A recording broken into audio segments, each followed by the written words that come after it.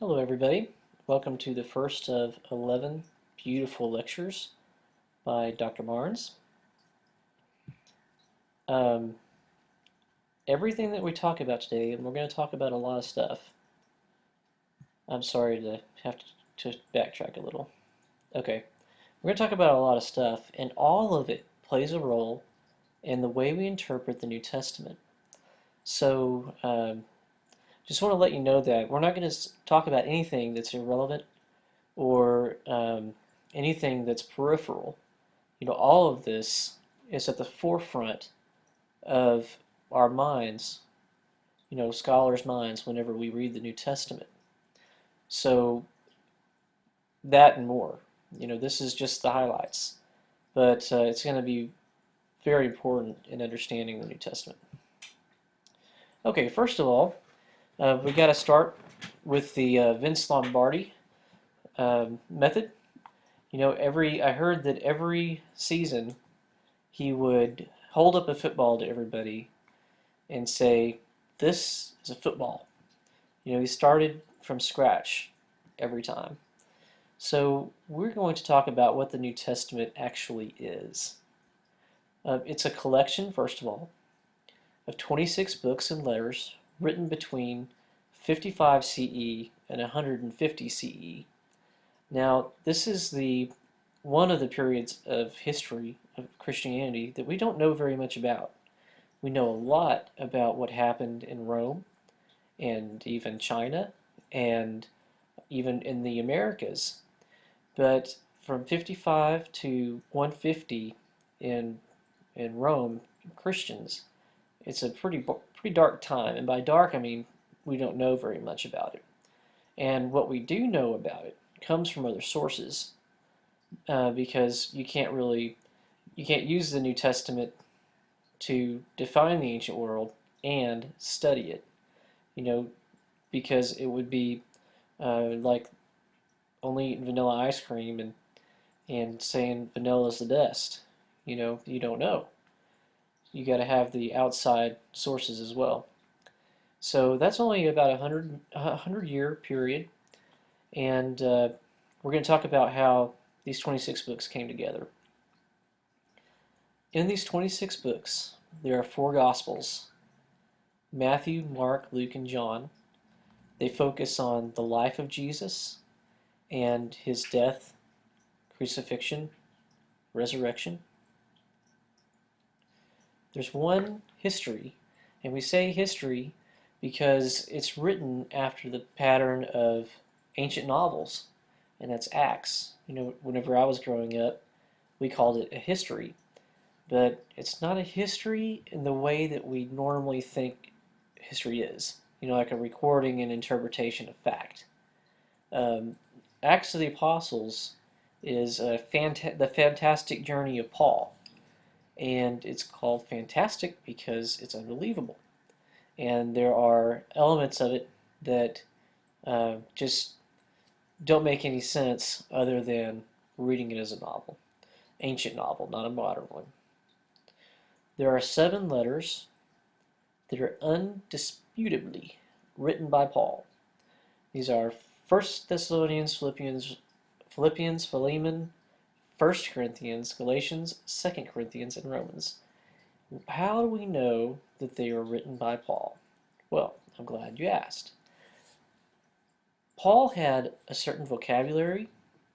He used a grammar that was distinct, and he had certain theological interests, and he knew of a certain form of the early church that are completely foreign in Ephesians, Colossians, and other epistles that were previously thought to have been Pauline.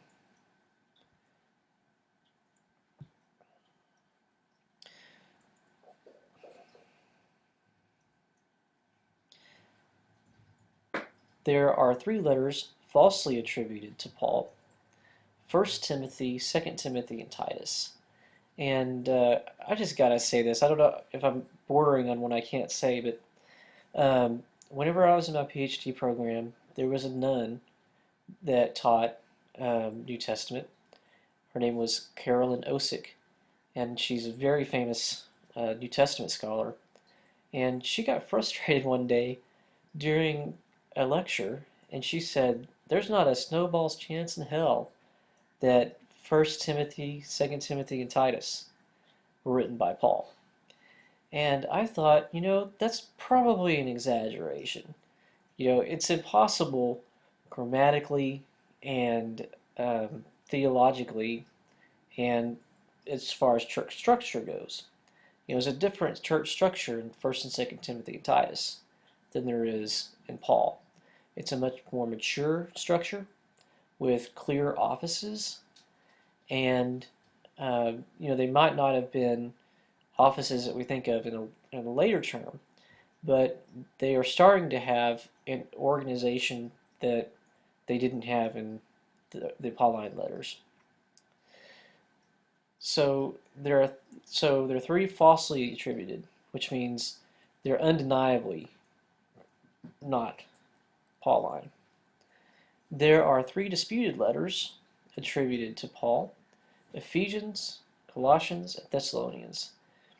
I'm of the opinion that Paul wrote 1st and 2nd Thessalonians because that's what my mentor thought, and that plays a pretty heavy role sometimes.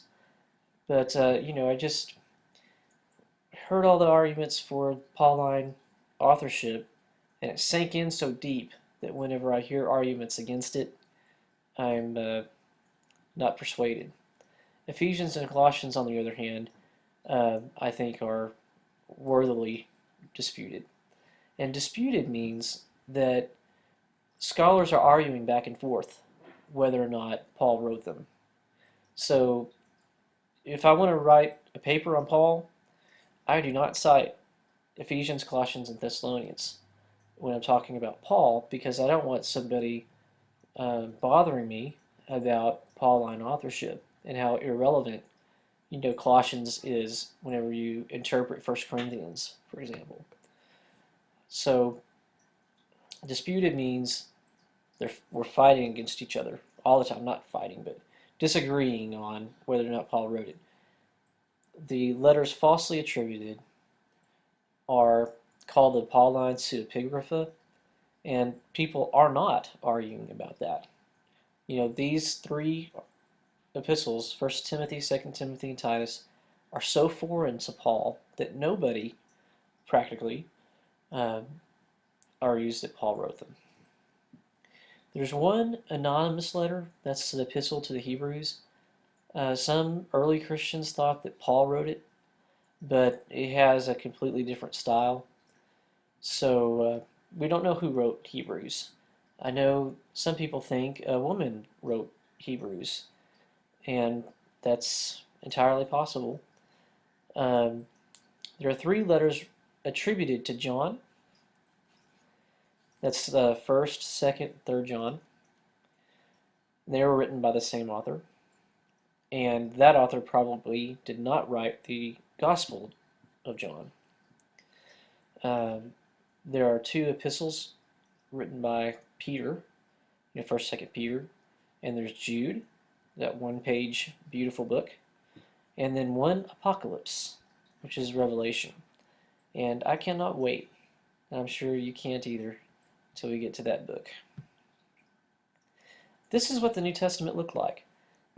This is from about 250, maybe even 200, and I think it's really cool because in Greek, just follow my mouse here. That's an epsilon, gamma, alpha, and then L, L, I, omicron, and then an N. That's evangelon, which we get the word evangelize. It's the word gospel. K-A-I, just to use a transliteration in English, kai, or kata, sorry, K-A-T-A, kata, according. And this is an L, O, or U, a K-A-N. That's Lucan. So this is the gospel according to Luke. If you think that is cool, wait till you get down here. This is the next book in the Bible, Evangelion Johannan. That means it's the Gospel according to John. And over here is in Archaeologos. In the beginning was the Word, and the Word, and then I can't read the rest. But I think this is pretty awesome. It's written on papyri, and it's from one of the earliest manuscripts in the New Testament. And you can see a line right here. If I remember correctly, that's when they say the scribes are telling us that something is wrong in the previous text.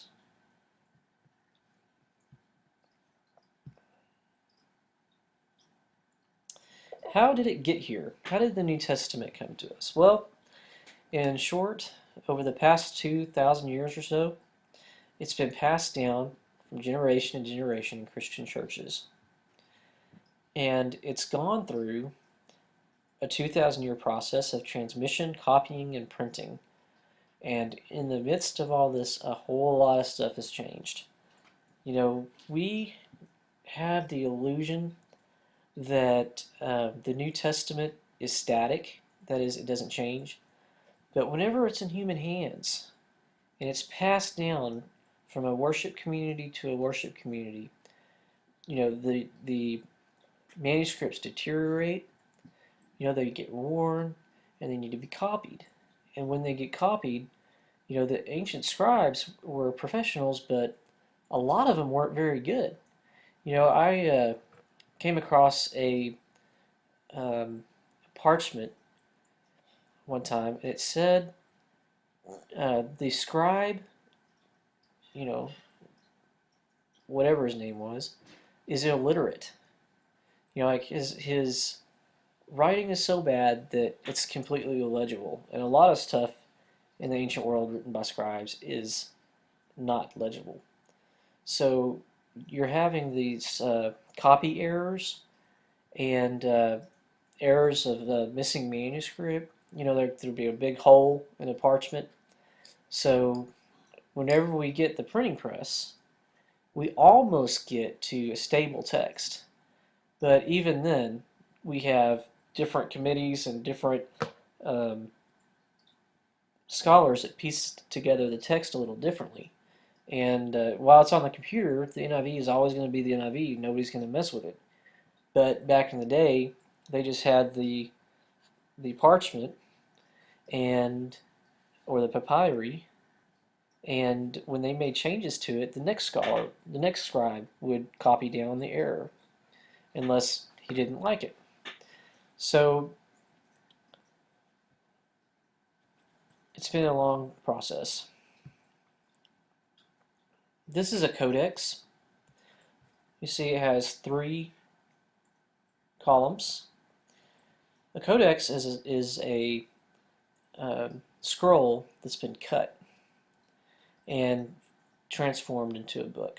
This is Codex, now I don't know if I'm pronouncing it right, but Sinaiticus, which is a codex from Sinai. And I can't remember why it's called that. It's probably because it was found there, but I can't quite remember.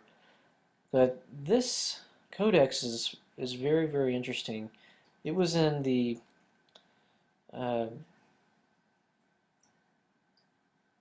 I'm thinking about something else, I'm sorry. But that's what an ancient Bible looks like. About 250. Okay, now to Metzger. Pages 17 through 70. The New Testament has 2 major backgrounds. You know, whenever we're talking about the religious and the social background, and even the philosophical background, they exist in 2 different major areas, and that is ancient Judaism and Greco-Roman culture. So there were 2 things going on in the New Testament, as in the background and also in the foreground. it's Greco-Roman culture, which is a culture that the Romans had, and ancient Judaism, and they intersect. So it's quite difficult to parse all of that out. The extent to which the reader understands these backgrounds will determine how much the student understands the text. You need to write that on your heart. The more you understand ancient Judaism, and the more you understand Roman culture, the better you're going to understand the New Testament. So we better get to studying these backgrounds.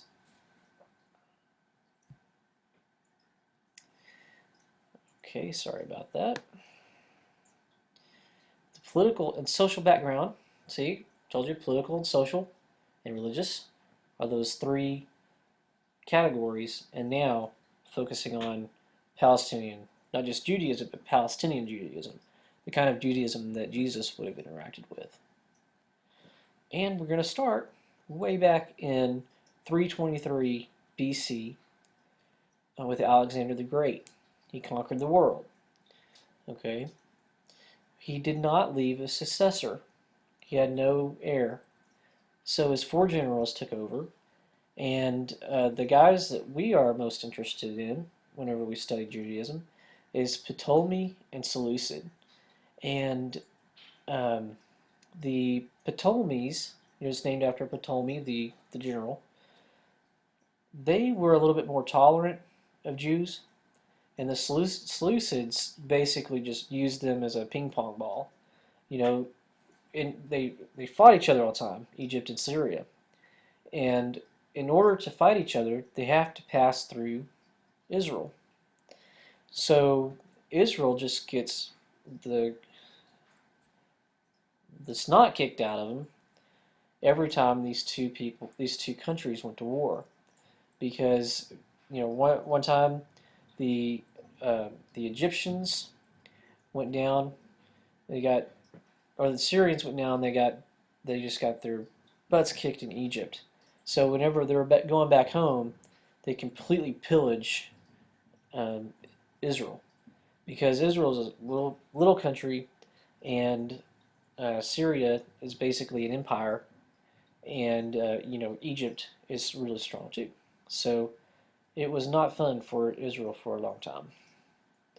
So this is what led up to Palestinian Judaism: the unrest because of Alexander the Great, and the wars between the Ptolemies and the Seleucids.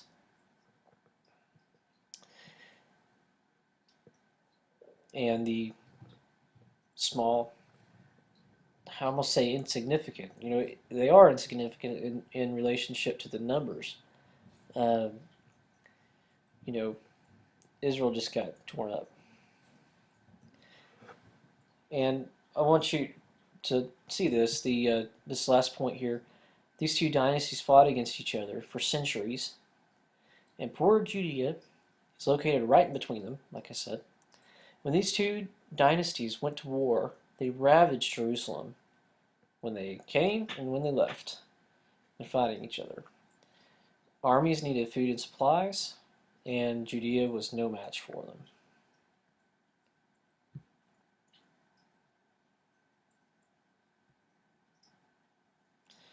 Okay, now we get into something called Hellenization. And if you don't know what that is the culture of the Greeks being spread. It's a process of spreading it all over the world. Alexander the Great thought that the Greeks had the best civilization in the world, and that's why he went conquering. He went to save the barbarians in other lands and spread Greek culture. So this process was carried out by the generals also who followed him, and their children and their children's children. They spread the Greek culture within Palestinian Judaism. And so, as a response to this, we get the Hasidites, the pious Hasidians. You don't have to say it in order to know what it is. They're the pious ones. They clung to a conservative view of Judaism, and they resisted the priests of the temple who were complicit in foreign rule. In order to control Jews, the thought was, and is probably correct, that you need to have control over the temple, which is the focus of worship for the entire country was the temple at the time. So the Greeks would put in puppet priests in the temple and not priests who had an actual commitment to God. So the Hasidim, the pious ones, were militant, conservative Jews. They allowed themselves to be killed rather than fight on the Sabbath. They were fighting against the Greeks one time, and they were hiding in a cave, and the Greeks came and slaughtered them because they refused to fight Sabbath day. There was a gymnasium and a track. Now, I didn't know this till I was in graduate school. There was a gymnasium and a racetrack built just outside of Jerusalem. And the gymnasium and the racetrack, that is a foot race, they're very important in Greek culture because, they have the Olympic Games, and they enjoyed wrestling and all that other stuff. And in order to participate in these games, Jewish men sometimes would undergo a process of reverse circumcision so they could compete nude with other guys and not be made fun of. And it was a sign of their commitment to the invading Greek culture. Now, an important part of this whole thing was Antiochus Epiphanes IV. He came into power in 175 BC. It's about 200 years after Alexander the Great. He got really mad at the Jews because he lost a war with Egypt, and he did some pretty nasty stuff to the Jews. He forbade the ownership of Hebrew scriptures. He had his soldiers go through and burn Torahs and kill those who had it. He had circumcised babies killed and hung around their mothers' necks. And that's among other things. But I thought you should know, the level of suffering that the Palestinian Jews went through, and before the abomination of desolation. That's when Antiochus Epiphanes had a priest sacrifice a pig on the high altar in the temple. This is December 167, and that changed everything. But before that, we see that many Jews were Hellenized. We have culture war going on. The Jews that want to save the heritage, and the Jews that are assimilating into the stronger force. It's like if America invades Iran, and we're just destroying them, and things go better for you if you adopt the culture of the invading force. At least that's the theory. I have a link here just in case you want to read up on the reverse circumcision. Man, that's hard. They went through that because it was they could get accepted more, and they could buy their citizenship, and they could avoid embarrassment at the gymnasiums and the baths. They're showing by doing that. People were naked in front of each other all the time back then. It's kind of like France. So they did that. Just talked about Jewish priests and rulers were complicit They were puppet kings, puppet religious leaders. And it's from this context that the Old Testament Apocrypha is written. And it sets the stage for the New Testament. One oppressor is simply exchanged for another, the Romans. And Antiochus Epiphanes actually tried to make a deal with the Romans, but he was too crazy for them. Okay, now we get to the revolts. It started out as a bunch of religious purists terrorizing the countryside. You know, they're kind of like the Taliban. They get in their trucks and they go out and beat people up that aren't following the religion like they think they should. They might have been, I'm going to skip this number 2 and go straight on to 3. They might have been just as bad as Antiochus Epiphanes IV. You know, the guy that killed babies and hung them around their mother's necks. They just killed Jews for different reasons.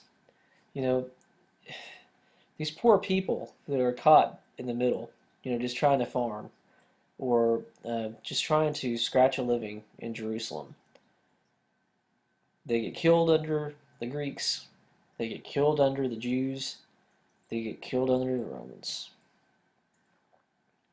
Very hard life.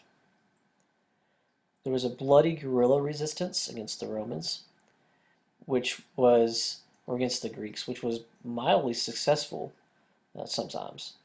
They were seen as great heroes when they restored the temple, and that's where we get the story of Hanukkah. Whenever they had candles only for, I'm not even going to get into that.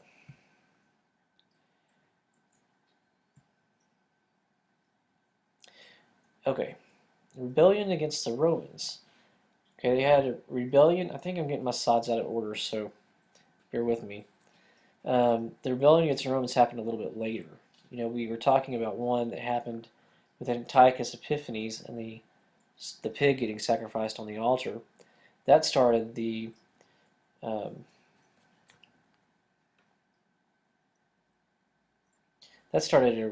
two rebellions actually, and part of that rebellion was cleansing the temple at the end, but they all died later. They all became actually those leaders that, you know, went down the countryside and killing people. They became heroes when they cleansed the temple, but then whenever they got into power, they started doing exactly what the Greeks did. You know, they started killing Jews too. So, you know, difficult life back then.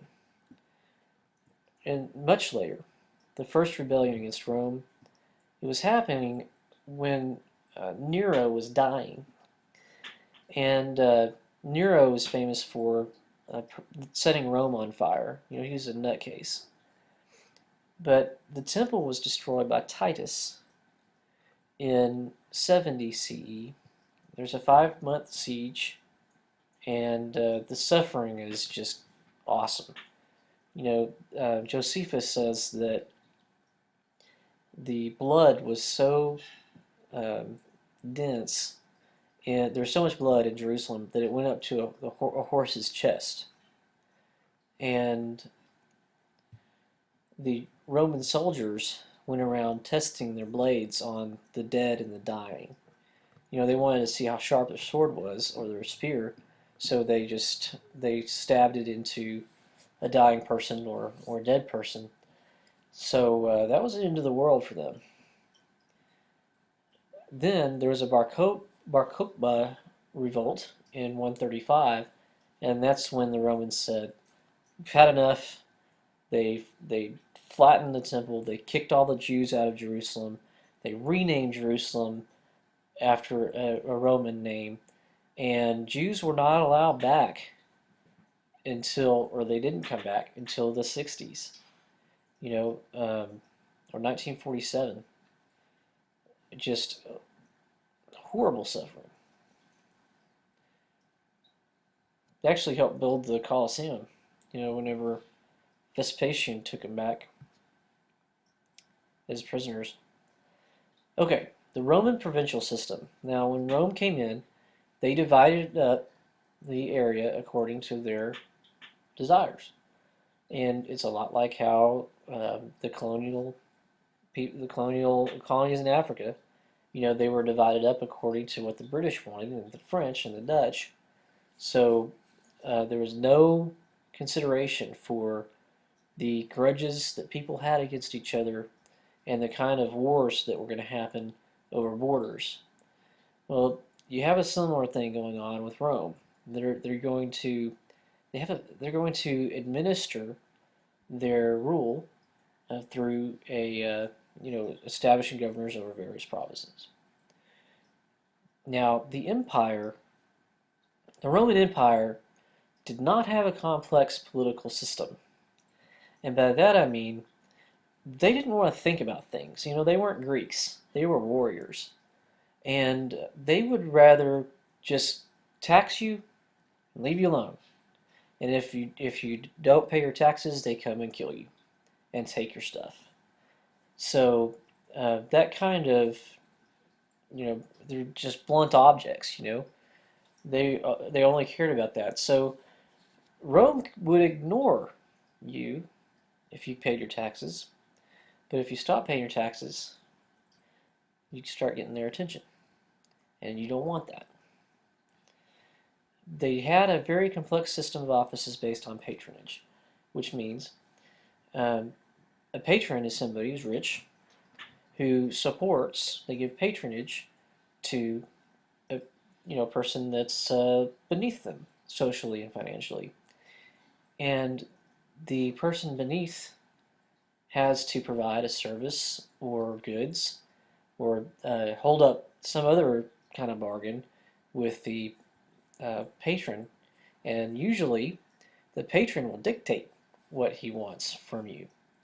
So, and then you don't get the money that you need for life if you don't do what they say, and that is exploited in all kinds of ways, especially, of course, sexually, and every other way. I mean, every way a person can be exploited. They also had a fairly complex system of status. Romans were all about status, going up the military chain of command. Cities, if you recall a city, it was a very high honor, especially if you were a free city. You start out as a probably, I can't remember if a province comes first or a territory, but you have rights and privileges as a city based on your status and the patronage of the city, what the city is doing for Rome. Languages in Palestine. The Romans spoke Latin, and the Jews spoke Aramaic and Greek, and some Jews read and understood Hebrew. Now, there was a development in Judaism. Jews forgot Hebrew, and they spoke Greek because of the Greeks were in control. And then after the Torah was outlawed by Antiochus Epiphanes the Fourth, they didn't even have Hebrew to read, so they stopped speaking it because everybody was speaking these other languages. So they had to do something about that. Most ordinary people did not read, and they spoke more than one language because they're dealing with, if you're a merchant, you're dealing with Romans all the time, you're dealing with Jews all the time. So you're going to need to speak more than one language.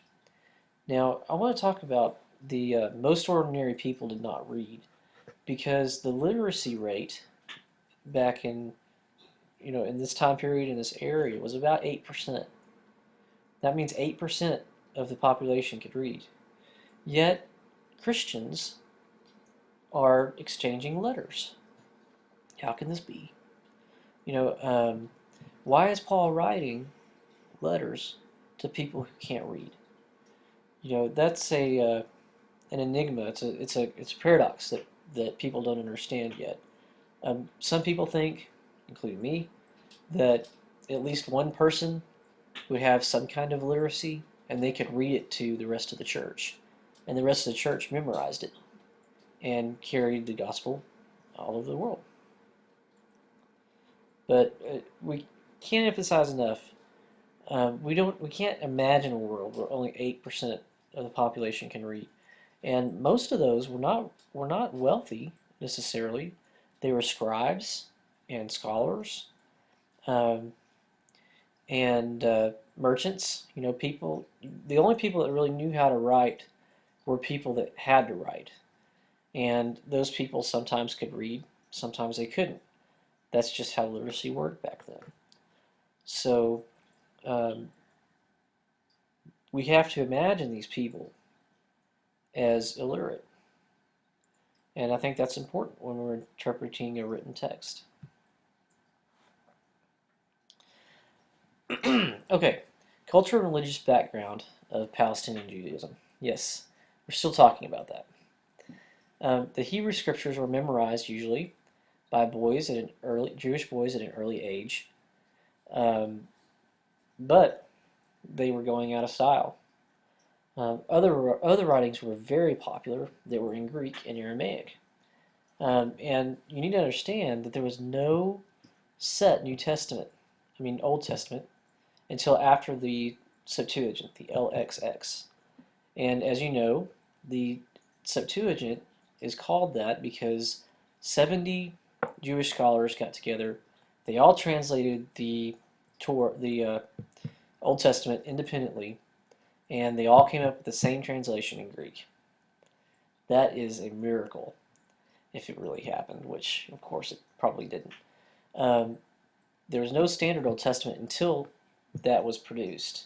And the significant thing is the Septuagint was written in Greek. We're talking about how the, excuse me, we're talking about how people were forgetting Hebrew, and the proof of that is the Septuagint, because Jews needed a Greek scripture so they could understand what's being read.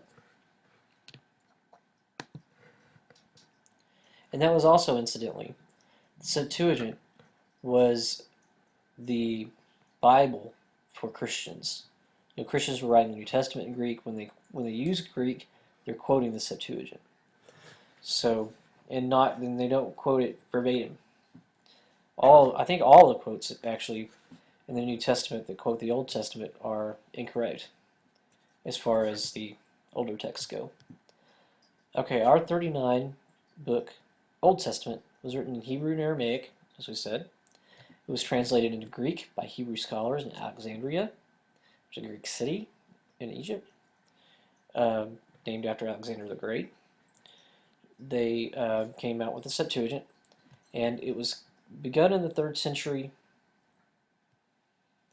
BC, I guess, and completed in 132 BC. And it's awesome. Okay, I really enjoy reading the Apocrypha, both the Old Testament Apocrypha and the New Testament Apocrypha.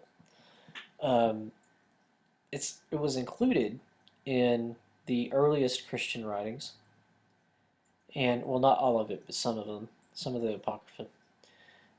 They are sacred writings not included in the modern Christian Bible. The reason why they're not included in the modern Christian Bible is it costs too much. The publishers of Bibles in the Reformation era, when they first came out with the printing press, they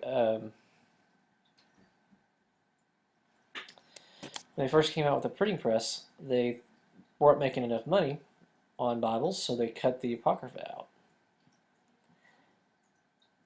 And it's not written in Hebrew, which is why it's considered, less than inspired. And the most important one is Maccabees. And Maccabees are the Jews that revolted against Antiochus Epiphanes when he sacrificed that pig. We might get into that, we might not.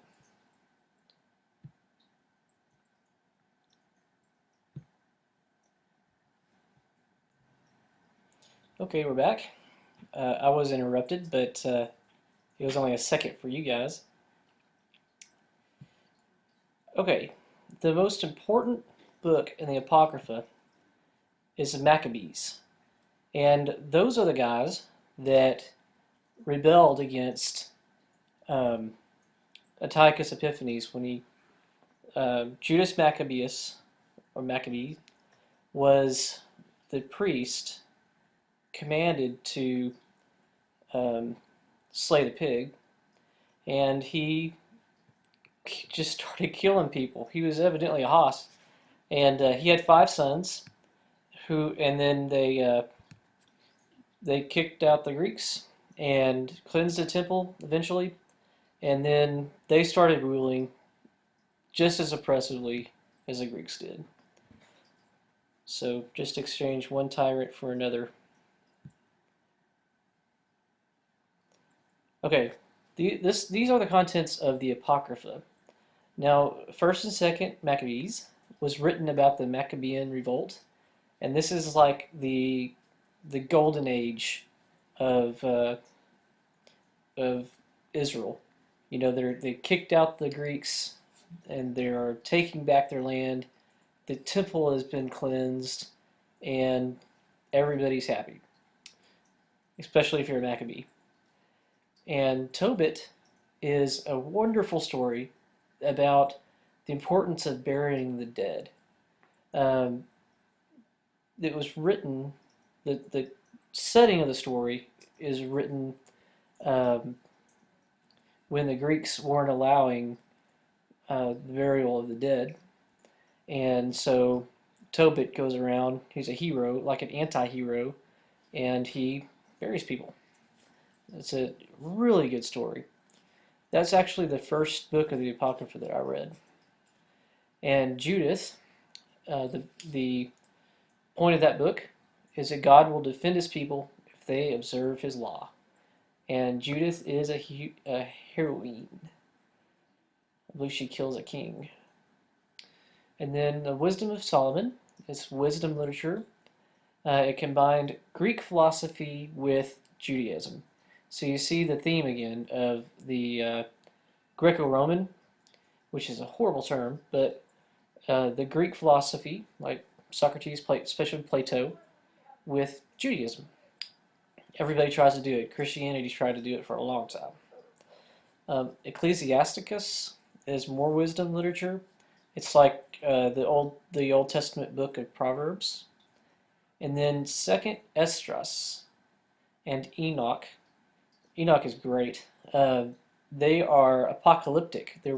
They are material like Revelation. You know, there is more than one book written like Revelation, and so it informs us on how to interpret it.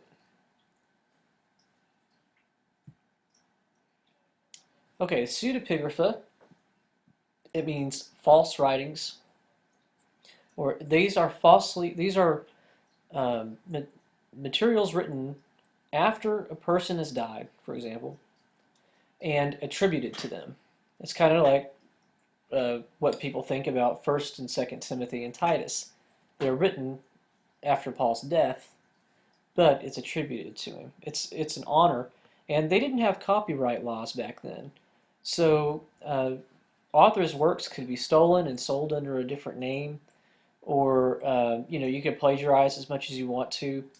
But in the literary circles, like with Cicero and the people that read his writings, they could tell when something was plagiarized because they read so much. And so they made fun of people that did that. But it wasn't against the law. So we have a lot of pseudepigraphical material, especially within a group. You know, like Christians produced the Christian pseudepigrapha or the Pauline pseudepigrapha.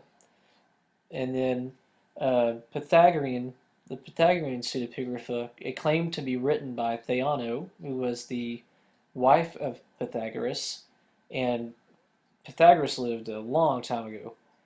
And Theano and other famous women wrote in the names of these earlier women to give their writing weight.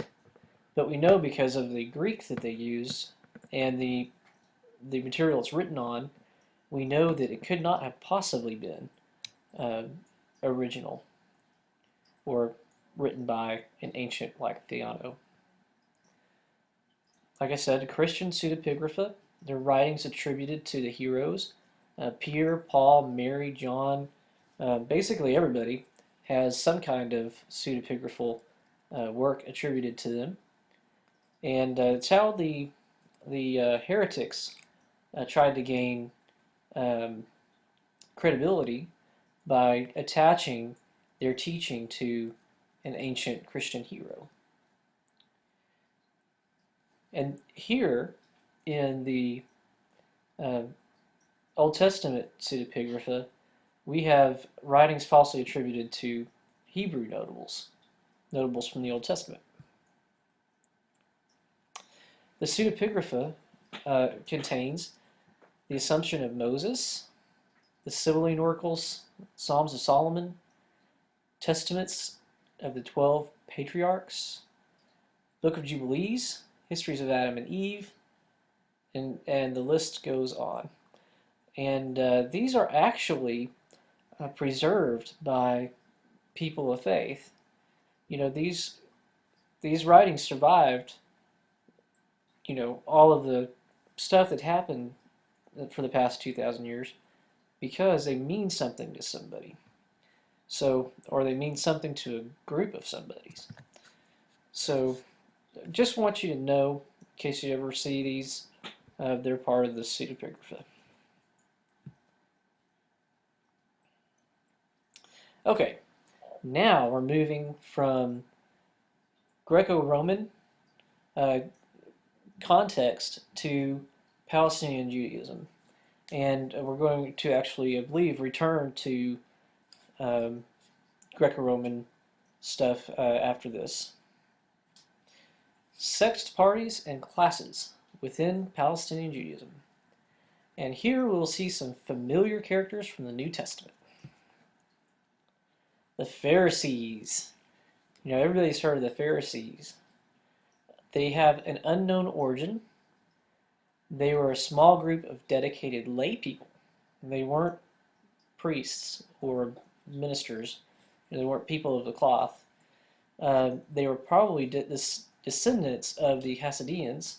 You know, we talked about them earlier. They were called the pure ones, who wouldn't allow themselves to be tainted by Greek culture. They believed, now this is very important, when I have all the stars, I promise you this is going to be on the exam. The Pharisees believed in the foreordination of God and free will of man.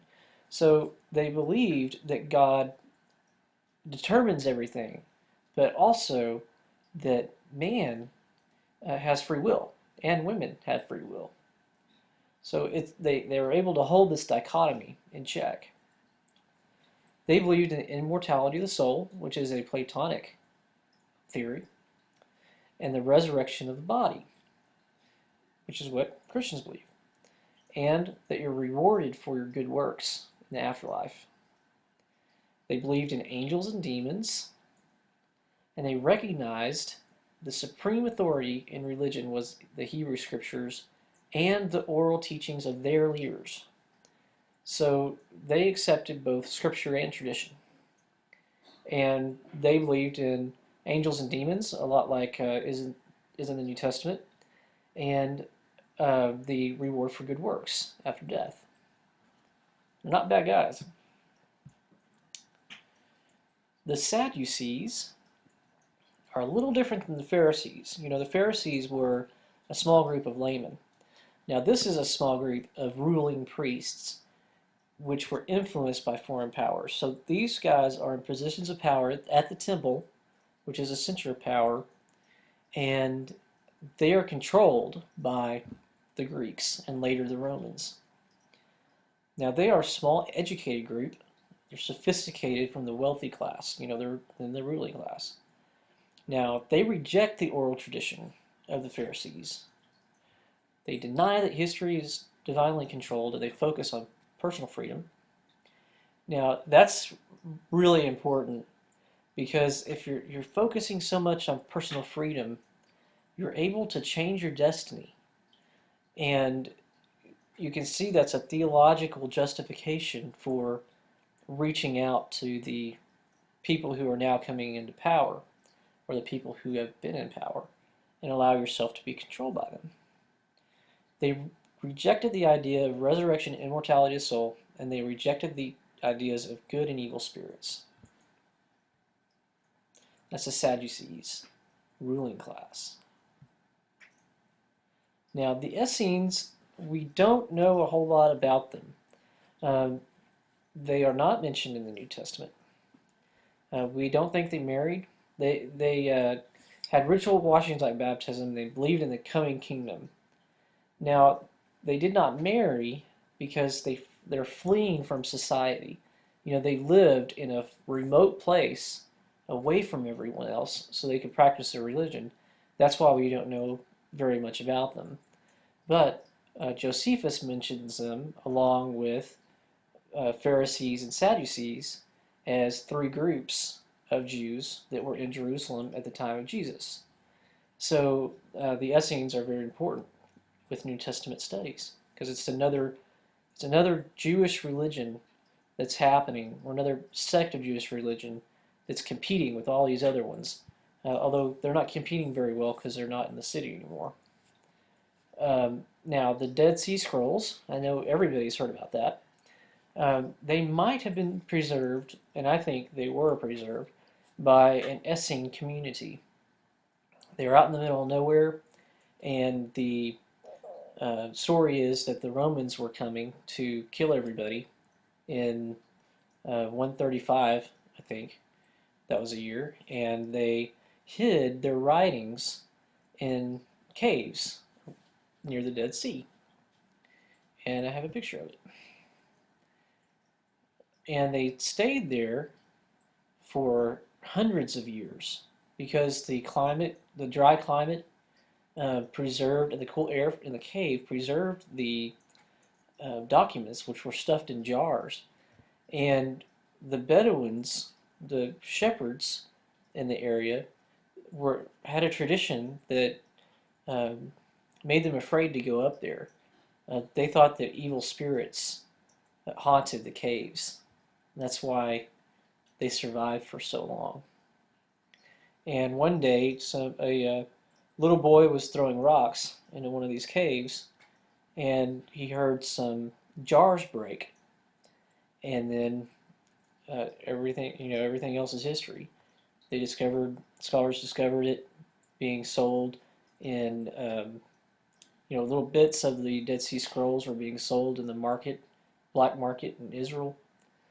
And a scholar tracked it down, and it's a beautiful story of intrigue. It's like a spy story. They're going to make a Da Vinci movie about it. Okay, another group is the Herodians, and you can tell by the Herod part that they probably like the Romans. They're apparently a pro-Roman group that was an extreme minority. Not many people like the Romans. They're not supporters of the Herods. I am so sorry. And they're mentioned as the enemies of Jesus in the New Testament. Pro-Roman group that doesn't support Herod. Herod's still a Roman name.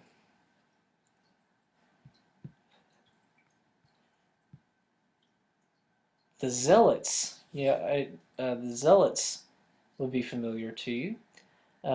They were Jews who wanted to fight and die to get the Romans out of Jerusalem. And they caused problems with everybody else. The Zealots would they would kill some Romans, and the Romans would kill Jews in response. So they were not popular, and they were kind of crazy. And these are the folks who held out for 3 years at the fortress Masada.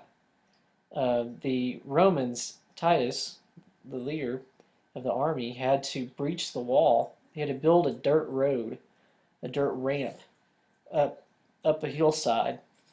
And if you see it, if you Google image it, it's a fantastic accomplishment. And Titus built this with the zealots, killing his men pretty much the whole time. And everybody inside at Messiah, they all killed themselves. And there are maybe one or two survivors because we know what happened. The men drew lots and they killed their families and then they killed each other to the last man, and he fell on his sword. And two women, I believe, escaped into a cistern, big thing where they keep water, and waited for the Romans to come. And it was just an amazing story of how fanatic you can get. Now, today, or at least whenever I heard it 5 years ago from it was an interview with a tour guide in, a good tour guide. This was in a PhD class, so it has some credibility. The Israelite army, if you're in Israel, they have compulsory military service for both men and women. Part of that training is they take the recruits to the fortress Masada, where everybody killed themselves, and talk to them about how they need to be that committed to defending Israel.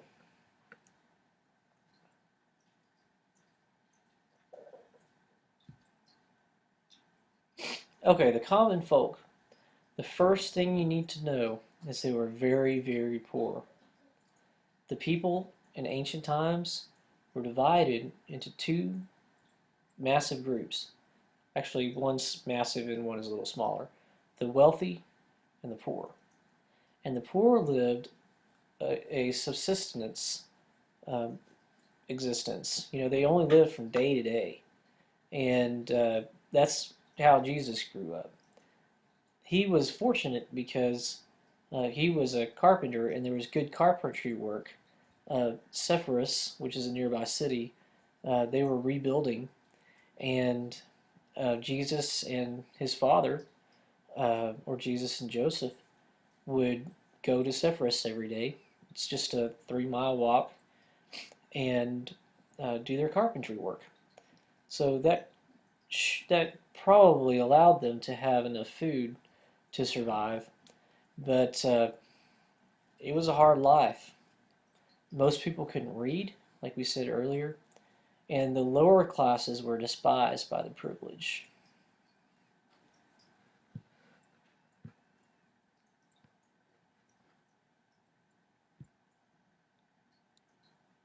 Okay, scribes and rabbis. I mentioned scribes earlier because scribes were one of the few people that could read, and they provided dictation and other services. They worked for a fee most of the time. You went to a scribe, like if you were wealthy and you're going to get married, for example, you would go and get a marriage contract, and the two fathers would get together and draw up a contract with a scribe. The professional scribe would be writing, because both men would be illiterate um, and certainly they couldn't write. Writing was a lot harder than just grabbing a pen and writing on a piece of paper. You had to actually have implements and more than one tool. So scribes would offer these services out in the real world, and they also served kings because kings wanted to write stuff all the time. And there were schools for scribes. We don't know a whole lot about schools in the ancient world, but we know that there were schools for scribes, and these schools taught different ways to make letters, and you can tell sometimes whenever you see a manuscript, you can say, oh, this came from Alexandria. It has an Alexandrian slant to it, or this is from Athens. They have different writing styles in different areas, and that's how we know they had schools. Sometimes a scribe had a second job, but there really was no need for them to do anything else because there's always work for somebody who writes in a culture where nobody writes. Hebrew scribes were called lawyers because they were highly revered interpreters of the law. All they did, if you're a Hebrew scribe, all you did all day, every day, is copy the law. And they started paying attention to what they were doing and were revered as wise people. And they were wise people. You know, if you sit around and do that all the time. And then memorization was very important. Was very important in teaching. Now, this is from the rabbis. You know, not all rabbis could write, so the memorization of scripture, memorization of the teachings, was extremely important. Okay, the temple. This is really interesting. This is a replica of the temple. This picture here, and you can see the courts and the Holy of Holies, and the outer wall is way out there. You know, it's just a massive complex. And during Jesus' day, it was a sight. It was magnificent. It was one of the seven wonders of the world. And it was newly renovated by Herod. He did a lot of rebuilding projects around the Mediterranean. And you can watch this YouTube video where the guy who built this model explains it to you.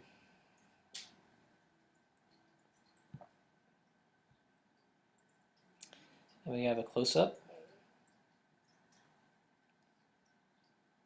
And you can see people over here. Synagogue worship. You know, everybody's familiar with synagogues, houses of worship for Jews. It probably originated while the Jews were in exile in Babylon. Now, this happened a long time ago. The Jews didn't have the temple anymore because they were in Babylon, and they needed a place or a group to worship with, so they would get together and worship together in synagogues, which were probably not built. You know, they weren't buildings. You know, they could have been a home or meeting outside. It's like the idea of the church and the church building and the church people. You know, the synagogue didn't have buildings for quite a while. It really took off after the destruction of the temple because there's no more temple and the people are scattered everywhere. You know, they can't come together anymore for communal worship at the temple because it doesn't exist. And there's nothing else that can take the temple's place. So it started out in homes, just like Christianity did, and then Jews dedicated buildings to the purpose. Now this is what's really difficult. With both Christianity and Judaism, the earliest churches, the earliest synagogues, have no set form. That means whenever they first start, they move out of homes and start dedicating buildings for the purpose. All of them are different. You know, they might be taking over in a warehouse. They might be taking over a house that's a big house. You know, you never know what a building was. You know, buildings have long histories in the ancient world. But no two synagogues were the same. So you can't, it makes it very difficult or impossible even for an archaeologist to go and find a first century synagogue because all the synagogues are different. You don't have another synagogue to compare it to. So that's something that's really frustrating. But patterns later did emerge, which is a relief. It was a center of teaching and prayer and reading the Torah, and the synagogue attracted many Gentiles. And this is important for Christianity because Paul, these were low-hanging fruit for Paul because the Gentiles were not allowed to actually participate in worship. They had to stand outside of the community, and you know, they couldn't really pursue Judaism. And one of the biggest problems is the Gentiles did not want to give up eating pork. They didn't want to follow the dietary traditions of Jews, but they wanted to follow everything else. So they were called God-fearers, and we have some God-fearers mentioned in the New Testament. Whenever Paul went to a city, he went straight to the synagogue and he recruited these Gentiles. And he says, you want to participate in Judaism? Well, here's a place where you can be equal with the Jews. There's not going to be any more separation between Jew and Gentile. So these Gentiles were they were low-hanging fruit. They wanted in already into the covenant, and Paul made that happen. Okay, I told you earlier we're going to return to Greco-Roman stuff, and this is the philosophical and religious backgrounds of Greco-Roman paganism. This is what Paul had to deal with everywhere he went.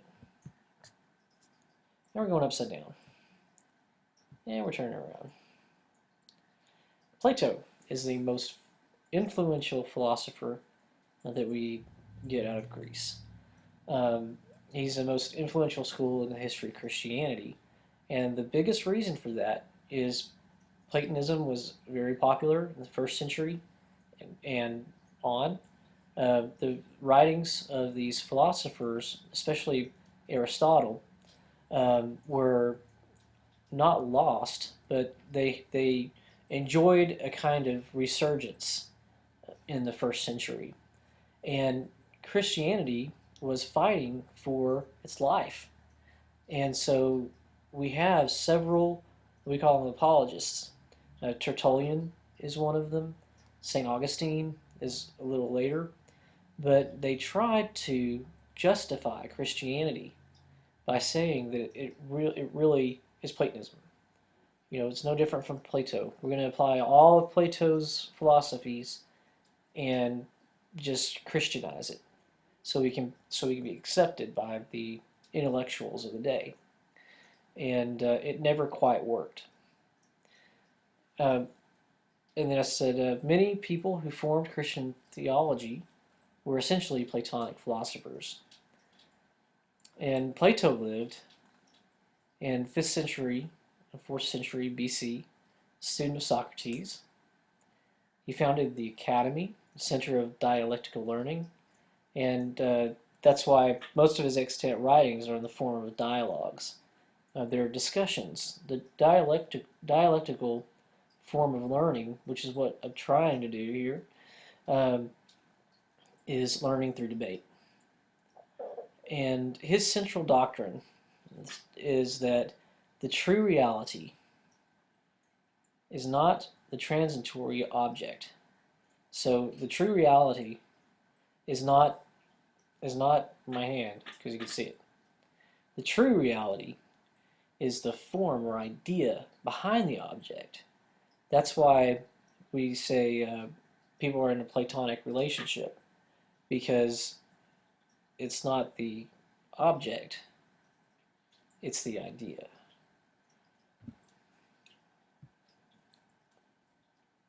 And there's other things. I'm going to go back to Plato real quick.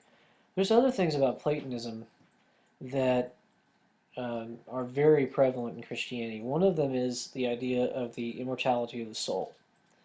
Plato explains in Timaeus that everybody started out in a pool of existence, and the gods separated us, and we are trying to get back. And that's the immortality of the soul idea. That your soul has always been immortal, and it will always be immortal. But your body will pass away, and that gets into reincarnation. But that's something that is very prevalent in Christianity. Not the many lives part, but the immortality of the soul. You probably have heard that term in a Christian setting. Epicureanism. He's one of my favorite philosophers. He's founded, Epicureanism was founded, of course, by Epicurus, and he lived about the time Plato died.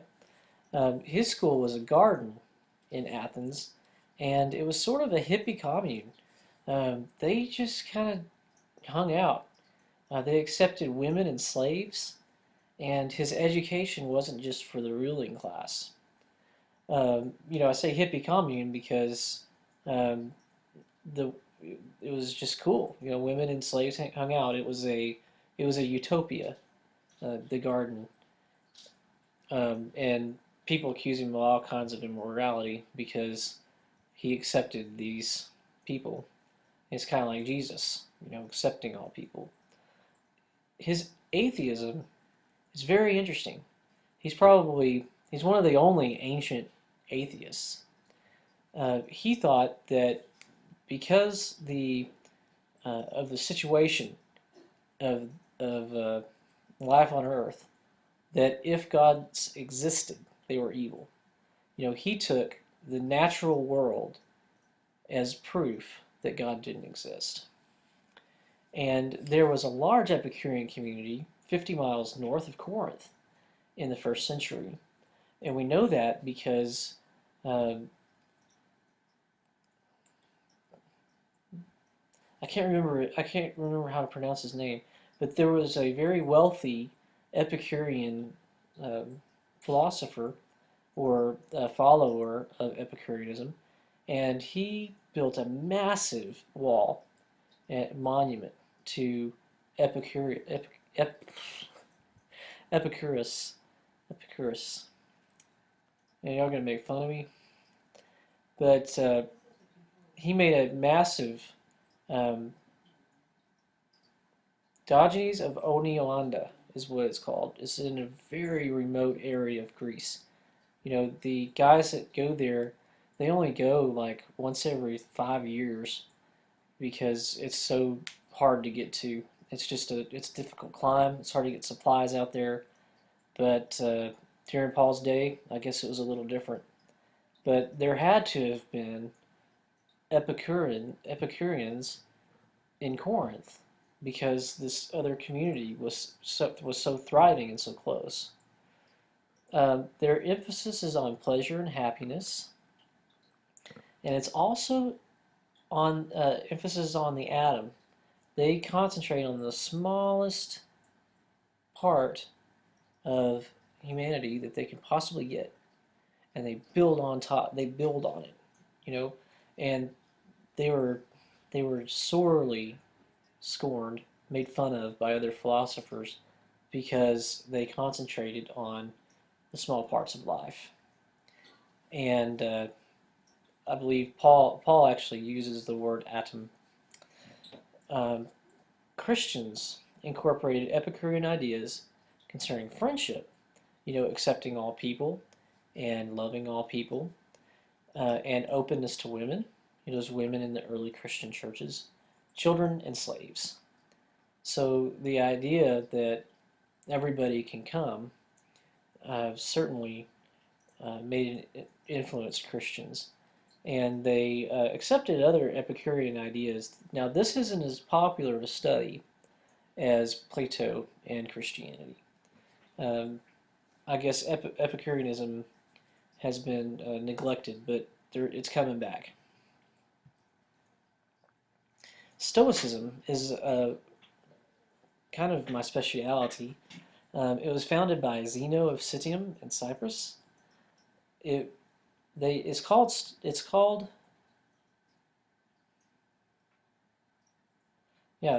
Stoicism because they met in the Stoa. They met underneath an overhang outside. That's where Zeno taught. One of the most popular philosophies in the ancient world. It really addressed the problems of ancient life. In the first century, men and women had statues made of themselves wearing Stoic philosophers dress. Um, I thought that was cool. But it happened all over the Mediterranean. And the idea is, if you're a Stoic, you are self-sufficient and you're invincible to all the trials of life. Now we've talked about a lot of times in the ancient world where you suffer war, people come and pillage your country, and you have slavery and hunger. And the Stoics taught that all this external stuff you can control. You can't control, but you can control what happens on the inside. So it's very practical. External, internal, you can control. External, you can't. So that's where we get the idea of self-sufficiency. And the invincibility part is taken up by Paul. You've heard that I know how to abase, I know how to abound. And I know how to hunger, I know how to be well fed. That's him, that's Paul embracing the Stoic idea, the idea of the Stoic wise man, and applying it to himself. Only he didn't follow the Stoic method. He followed a new Christian method, which is trust in Christ. And he's able to embrace this self-sufficiency, so he has credibility with the most popular philosophy in the ancient world. Now, Stoics are often considered to be pantheistic because that means God is everything and everywhere. And sometimes it's true, sometimes it's soft. They only talk of one God a lot.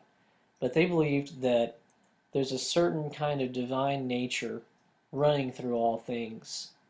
And we live according to our nature as human beings, as humans in this continuum of divine nature. We live according to that. We're going to live according to reason, and we're all going to be okay. Animals and plants and other creatures, they live according to nature in a different way. Like a dog is supposed to be a dog, so you don't get angry if the dog barks. A flower is a flower. It can't be a human. It's not going to have reason. So they have a very high anthropology. Like they think of humans as very special. Stoicism deeply influenced Paul. I already talked about him embracing the idea of the Stoic invincibility, but he used their diatribe style, which is not an angry rant, but it is a form of argumentation. It has a clear beginning, middle, and end, and they do it in a certain way. So scholars have compared the diatribe, especially with Galatians, and they can identify different parts of speech that the Stoics used. And also Stoic morality, the idea of the wise person, these are influences by Paul, and popular appeal.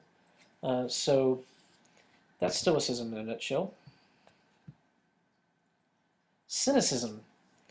It was founded by Antisthenes. I don't know why I cannot pronounce anything tonight. And Diogenes of Sinope was the most famous cynic. We don't know much about Antisthenes, but Diogenes of Sinope is a wonderful character because he doesn't care about anything. The whole idea of Stoicism is complete separation from the world, and you neglect society, and you just return to nature. It's like Stoicism gone mad, because the Stoics participated in society. They encouraged each other. When they're self-sufficient, you give more. So the self-sufficient man or woman is going to be a better leader. And so they embraced society. And the Cynics achieved self-sufficiency by neglecting society.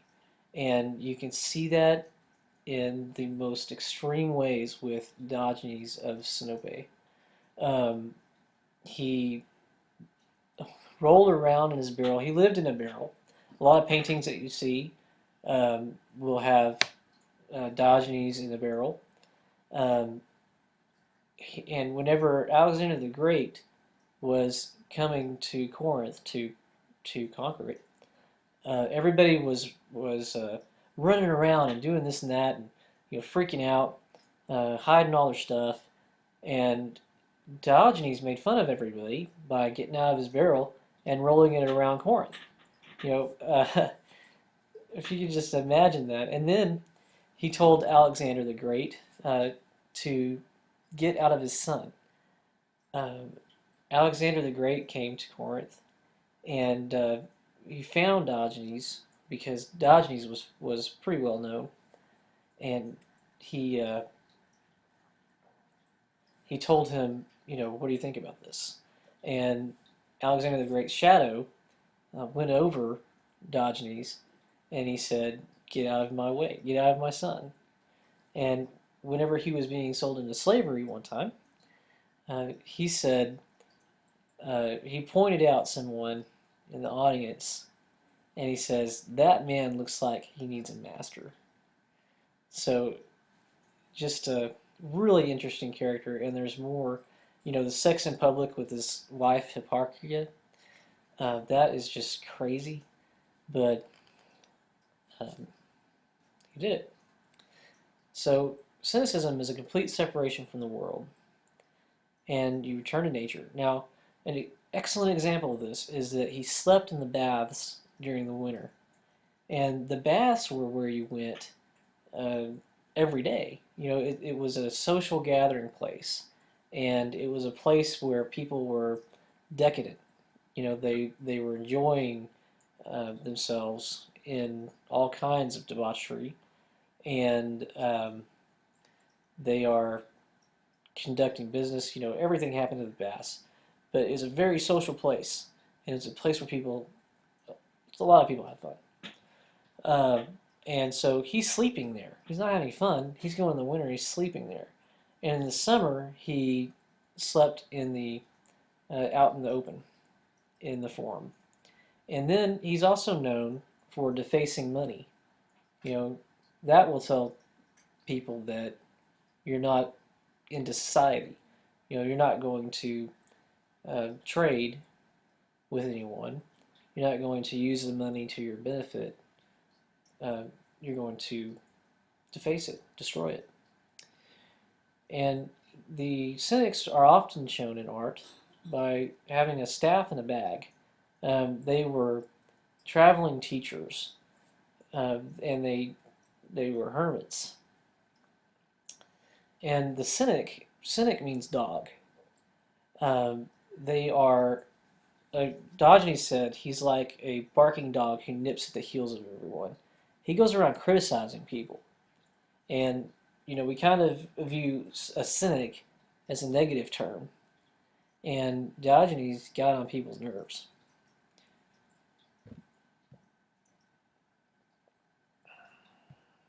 Do that. Pythagoreans. Pythagoras is a very interesting character. The Pythagoreans have a tangential but important impact on Christianity. But Pythagoras has an important impact on the reception of Christianity. So, in the formation of Christianity, he's not that important, especially compared to the Stoics and the Epicureans.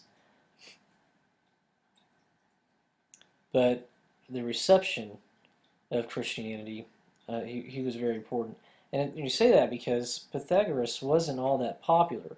He only taught his family, and all of them were persecuted. So the teachings were passed on from mother to daughter, which is good for me as I'm a student of women in philosophy. And the original Pythagoreans, you look down here, they died out within just a few hundred years after he lived. So Pythagoreanism was lost, and then when in the first century, whenever um, philosophy was becoming popular again, he surfaced. Now, he was the first person to be called a philosopher, and that means lover of wisdom. Philo is love, Sophie is wisdom. Philosopher. He was known for having an amazing memory, and because he was had such a good memory, he was able to convince people that he'd been reincarnated. You know, he could remember all this stuff because he's remembering past lives. He claimed to be raised from the dead and claimed to be reincarnated, like I just said. He went down into a cave and he stayed there for a while. And his mother snuck food in there, and then he came out of the cave, and that's his resurrection from the dead. Now there's a collection of sayings called the Golden Sayings of Pythagoras, the riddles that only his followers know, and this is the kind of teachings that influenced Christianity because it was just one line of text and then an interpretation. And the riddles are impossible to understand. It's like, don't eat a bean because a bean is a kidney. We're gonna be, and therefore you should be vegetarian. That's a horrible example, but it's stuff that's just they're riddles, but gosh, you can't. There's no way anybody can figure that stuff out. He kept his teachings in the family, like I said, and that's why it died out. But Neo-Pythagoreans were emerging with Christianity, and they patterned their writings after the Gospels. So whenever Iamblichus wrote his Life of Pythagoras, uh, back in the day, he patterned it after a Gospel. I mean, it looks just like a Gospel. So it's kind of cool to see, these ancient philosophies had an impact on Christianity, and then Christianity had an impact on these philosophies. So it was just becoming popular, like I said, whenever Christians were coming along.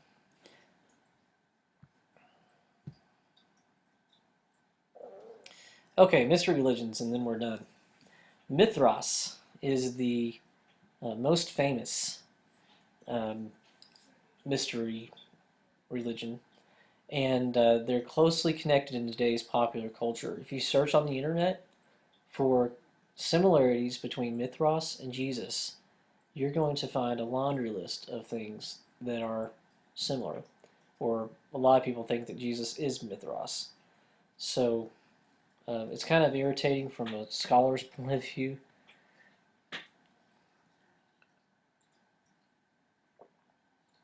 Because Mithras, a lot of things in Mithras came about after Christianity.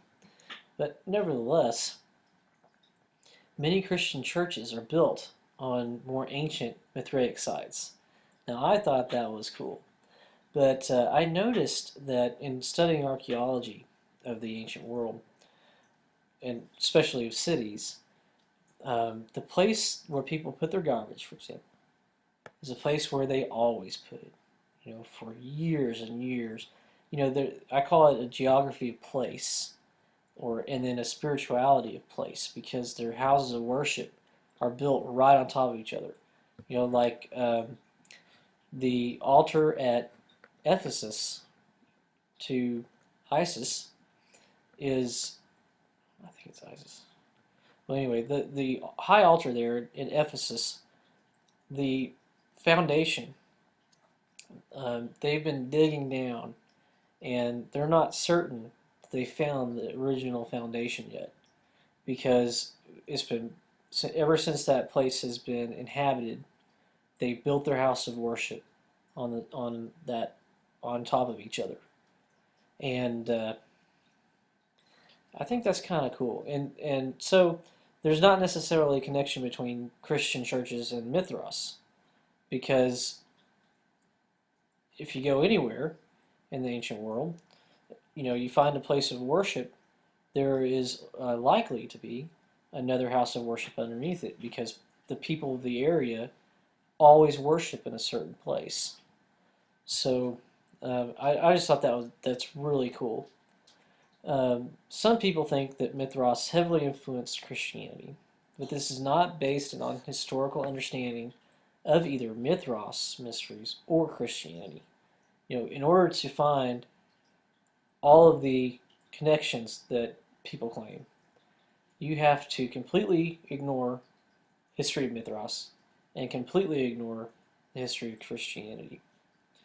This is the Mithras and other mystery religions. They have an initiation. It could take years to get in, and that did influence Christianity a little bit, because Christians didn't just accept people into the group. They had to go through a year or two or more of initiation, where they have to prove that they're going to follow Christian morals and Christian theology. And then they have the ceremony of the Taro Bolium, which is a bloodbath. And although I would never do it, I think it's awesome, because they believed that believed in all kinds of things. Whenever you get down into this pit, and there's an ox above you, and the priest will cut the ox, and all the ox blood will just fall down on you. So, for whatever that's worth. And I do have a video, by the way, of that from HBO, the series Rome. There's a woman that goes through that ritual, and it's crazy. Even just, fake. But the Isis and Osiris mysteries are also very important in today's popular culture. And by that I mean the same thing with Mithras. Isis Osiris is a lot like the Madonna and Child. Whenever you see the Madonna and Child, the Madonna's holding the baby, that was all over the ancient world as Isis and Osiris. So people think that there's all sorts of connections between the Isis cult and Christianity. And then there's an idea of Osiris rises from the dead, so Christ rose from the dead, therefore they're the same. It's difficult. It really is difficult to comprehend how popular this was in the ancient world. The Isis and Osiris images show up just about everywhere. The little idols with the woman and child.